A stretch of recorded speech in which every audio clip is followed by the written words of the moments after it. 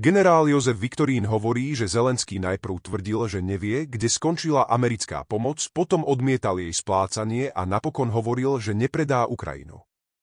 Podľa Viktorína je jeho motiváciou obava z volieb, ktoré by mohli ukončiť jeho politickú kariéru.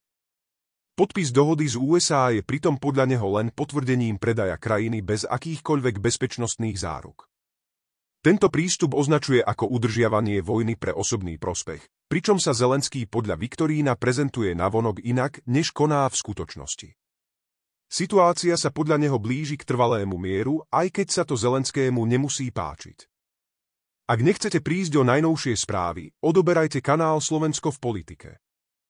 Mohli by sme sa otvorene opýtať, kde začína a končí národná hrdosť.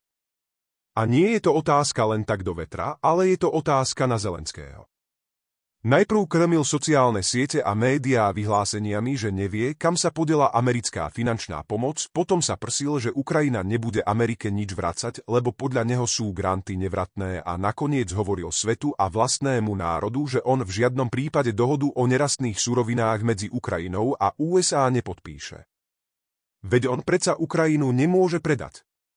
A to všetko len a výlučne zo strachu pred nastolením trvalého mieru.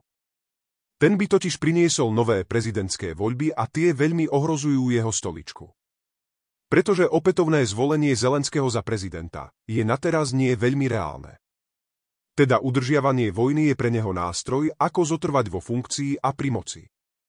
A zabezpečuje mu imunitu. A potom prišiel nový level jeho uvažovania. Uzavrieme takúto dohodu, keď dajú USA a Ukrajine bezpečnostné záruky.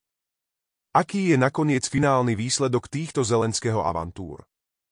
Taký, aký sa dal čakať, podpis dohody je očakávaný už tento piatok v Bielom dome a to bez akýchkoľvek bezpečnostných záruk zo strany USA.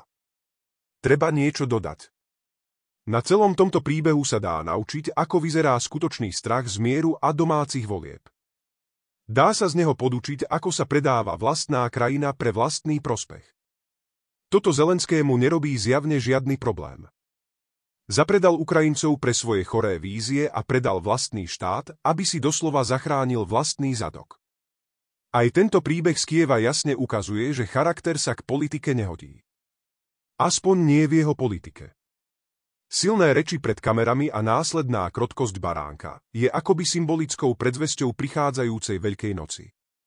Zároveň stojíme na prahu dosiahnutia trvalého mieru a to bez ohľadu na to, či sa to Zelenskému, progresívcom a slniečkárom v Únii páči alebo nie. Návrat z nekontrolovaného lietania v oblakoch s nasadenými ružovými okuliarmi, späť na zem a hlavne do reality, je totiž pre nich bolestivý a ťažko stráviteľný. Preto ešte chvíľu budú kopať.